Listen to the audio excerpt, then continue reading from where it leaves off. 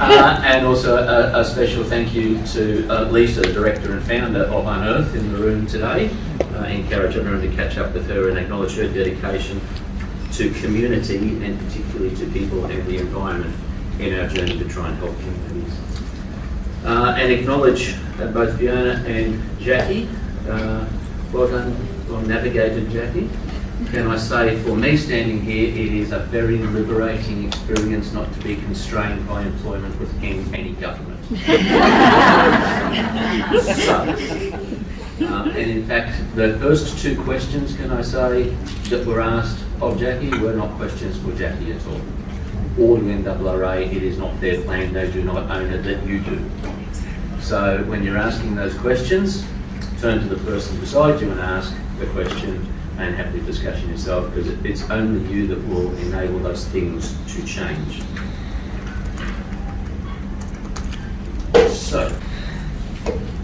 So now the time is over that you can sit there quietly and think. It's time to think yourself about what you can do and what you should do and what you must do as we go forward. Now, my apologies if anyone was on the Gold Coast a couple of weeks ago, they've seen this slide. Oscar Wilde, I think this is a fantastic quote. Agitators are a set of interfering, meddling people who come down to some perfectly contented class of the community. I'm looking around the room. And sow seeds of discontent amongst them. So here I am. And my challenge is outright. If you are part of that perfectly content community of practitioners, I'm here to sow some seeds of discontent in your minds. And I hope you leave with some disquiet and some wondering about what your next actions will be. I do want to make some of you feel uncomfortable. And most of all, challenge you to go out and question, challenge and improve. So, trivia question. The first National Action Plan for Disaster Risk Reduction. What is the most common photograph of an animal within it? One. No. Human. Dog. No. Human. No. No. Human. So there's your challenge. Go and read it. Because once you open it up, I don't think any of you will miss the photo. What is it, Jackie? Chickens. And it's one thing that stuck in my mind. I always thought, why is it chickens? But maybe that's because what we contend to be.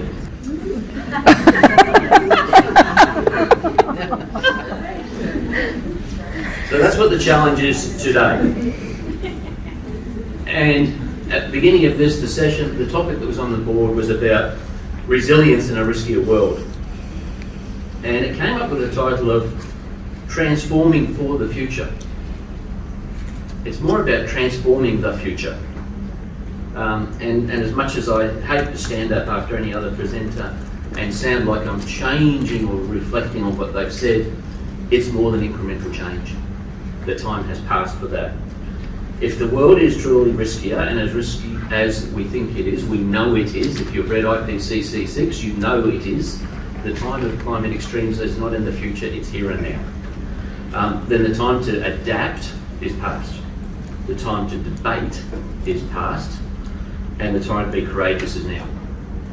Courageous in thinking, courageous in advice, and that's the key thing that I would like each and every one of you to take away and think about how you can be more courageous in advice. None of us here can make too many decisions that will have national, state or global impacts, but we certainly all talk to people that are part of it, and we are part of a community that does it. So let's think about that. And most of all, courageous in action. The simple evolution of our current models and systems to reduce disaster risk won't cut it any longer. So let's try and be brave and reform our approaches.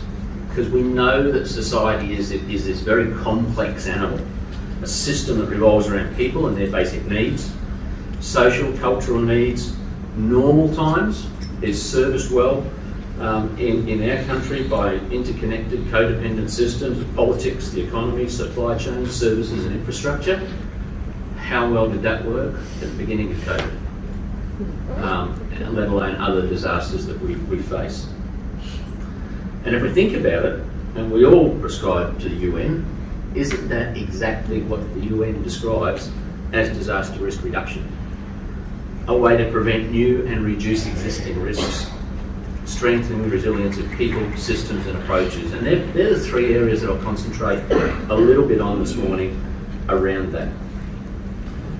Because we know that when disaster strikes, all of these things are tested and impacted to varying levels.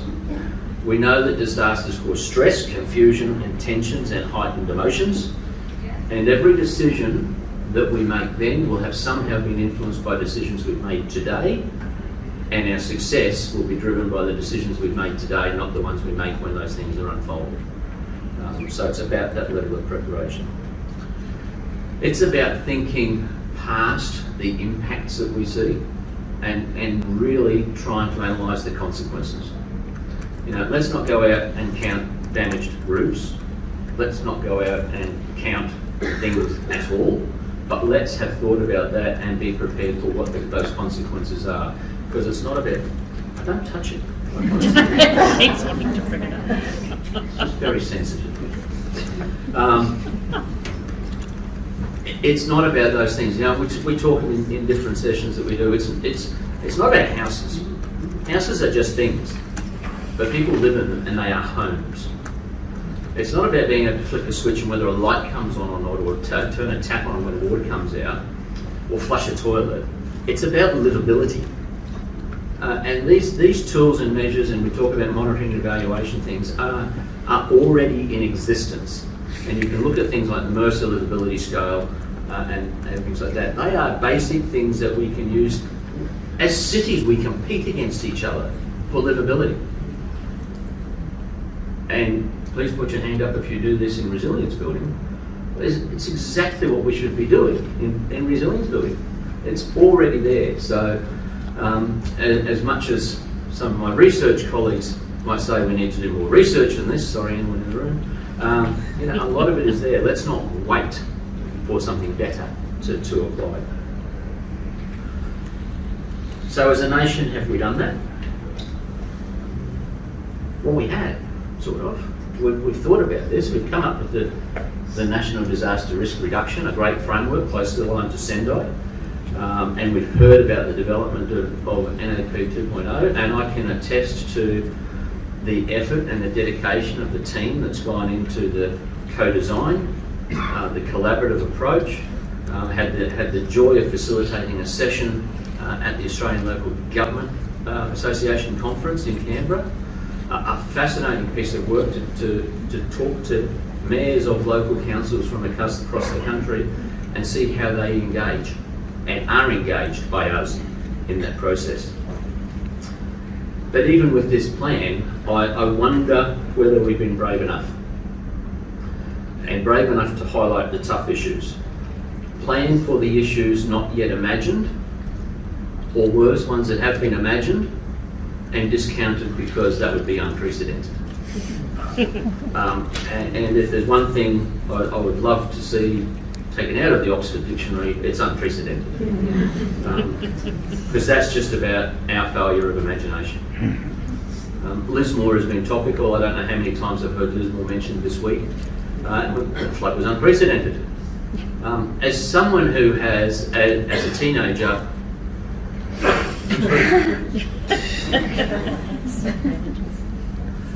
someone who as a teenager has gone over my parents' house in a boat. You know, did it matter that the water was over the roof, or if it had been head height in the building?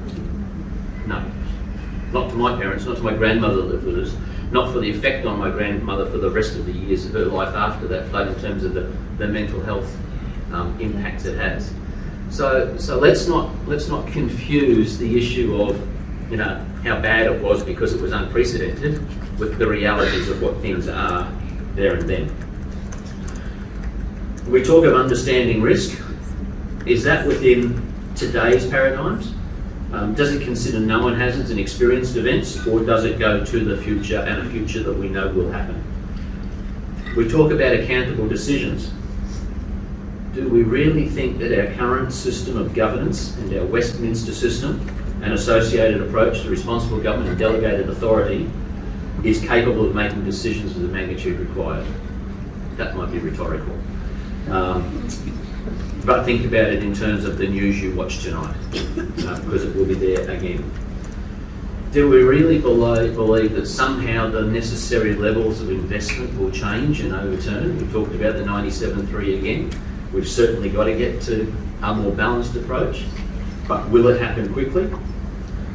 Or who gets the dollars? Will it still be reliant on who can write the best grants as opposed to risk and need? Will it be about who can influence and has a better advocacy representative there? Or cynically, I don't do that, will it be more about an electoral system and who can lobby for the local member on the whiteboard? We'll go back to Ross Kelly and forget about the more recent ones. And can we get an agreement on roles, responsibilities and accountability within this federated system? Now, one of the things that scared me at the Australian Local Government Association was sitting in a room with mayors. I had a mayor from New South Wales that said, but sorry, I cannot get a seat at my local emergency management committee meeting. I went, what? Unbelievable. And this was not a small town. And for her to say that, hand on heart, I just couldn't believe it. I had Tanya Milligan in the room, who's one of the mayors in Queensland that ran Grantham and Lockyer Valley, who was greatly impacted by the 10-11 floods. I asked her for a response and then I stopped it because I knew it couldn't be recorded. But it's just something that from our perspective, from that Queensland perspective, I could not imagine. So if we have that different level of disconnect across the country in our different systems, how do we have a national plan that works? Unless it's driven by you. And that's how. It can't be driven top down. The issues we face, we know. These aren't recent words. This is from the Productivity Commission 2015, I think it was. You know, it could have been pulled from a newspaper yesterday. It could have been pulled from any report. They are the same words. We know what we're facing, and we know what's changing. The future is changing, and we need to change. Now, this has been, evidenced is not even strong enough a word through our COVID experience. But it's good in a way that we had COVID because it's brought these things to light, not through flood, not through fire, not through pestilence or something else, but we can associate it to this new thing, this thing we should have been prepared for years because we all had pandemic plans. And while the health impacts were shocking, it was the impacts on the infrastructure, the manufacturing, the hospitality, the tourism, the supply chains that pose that serious risk to society.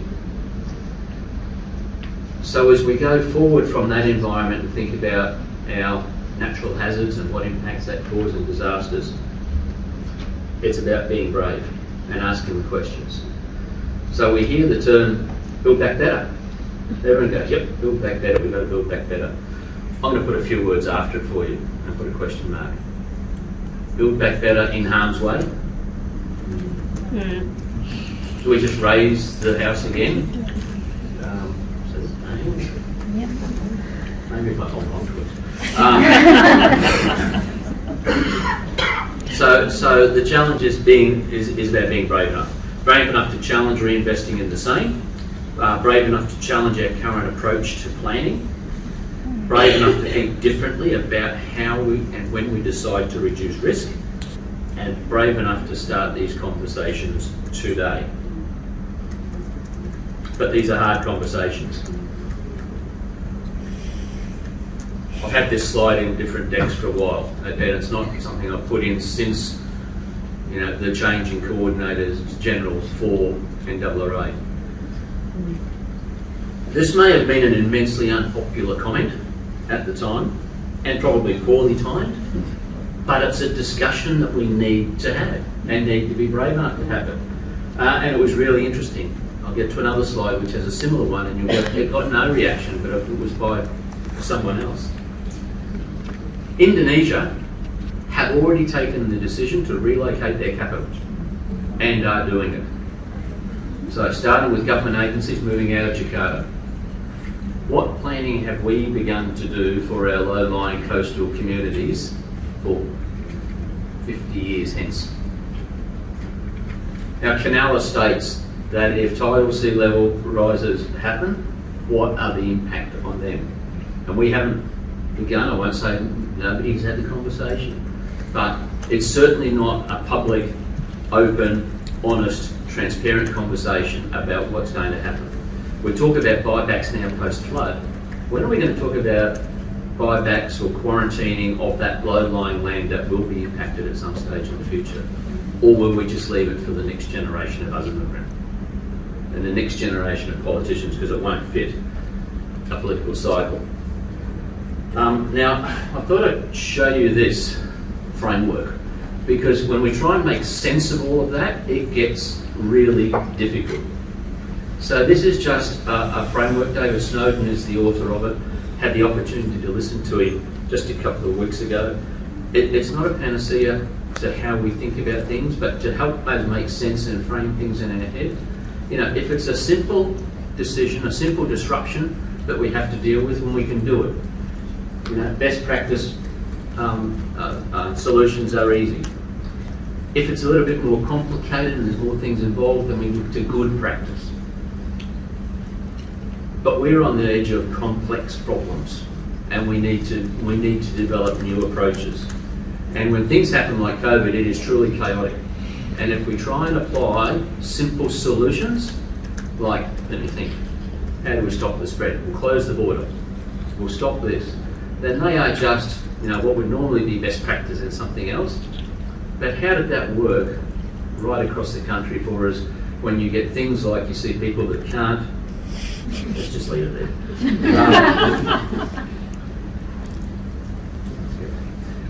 People that can't then travel across a border 2 kilometres away to get to a hospital 10 kilometres away, and are made to go, you know, hundreds of kilometres. It's just not common sense.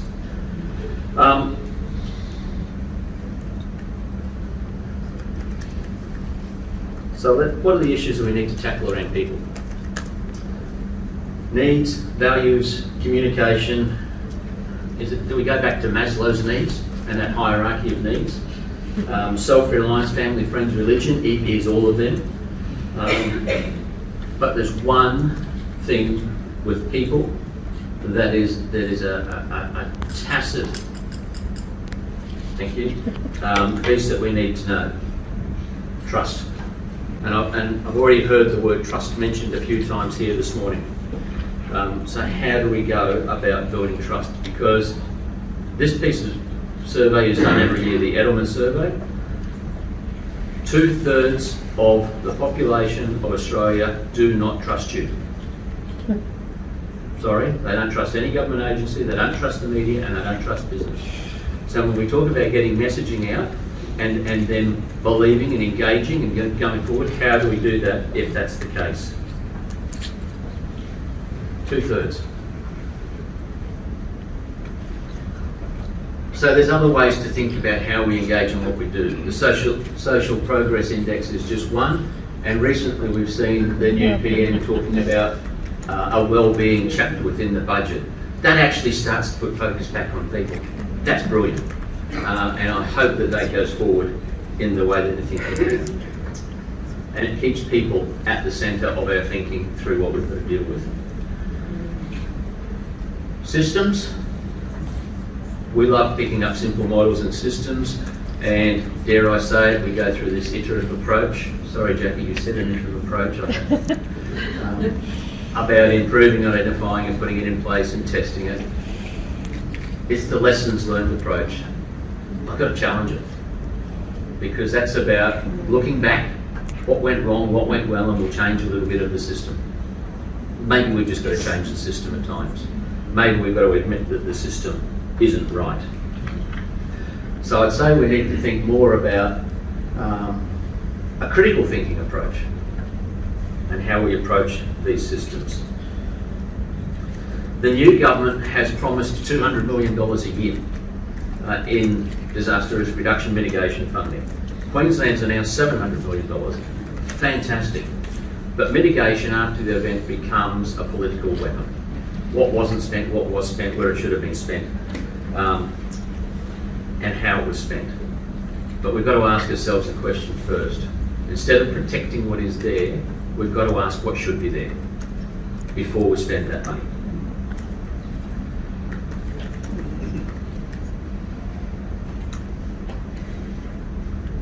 So then we got to the quote. It looked a little bit like Shane Stone's, but now we've got Suncorp saying it. We've got the Deputy Premier saying it, Queensland saying it, that maybe these places shouldn't have been built at all. Challenging that, the notion to remove risk through mitigation, we need to challenge it. Higher dam walls won't prevent floods. All right. The Warwick-Amber Dam, we read all the information about raising the dam level. I come back to a simple thing. Go home tonight, fill your bathtub. When it's full, what happens when you leave the tap on? It overflows, and will continue. So, that's the reason why agitators are so important. And if you do nothing else, when you return, ask yourself next time you're writing a briefing note, whether you're being courageous in advice. Whether the decisions that you will be part of will build that trust that's been eroded. Whether the actions and decisions that you take and the plans and strategies will actually contribute to knowing risk, informing decisions, aligning spending and creating accountability, because that's what the disaster risk reduction framework says we need to do, and it's still our guiding principles. And if we cannot be brave enough now, then our future is already written for us in our past. Thank you.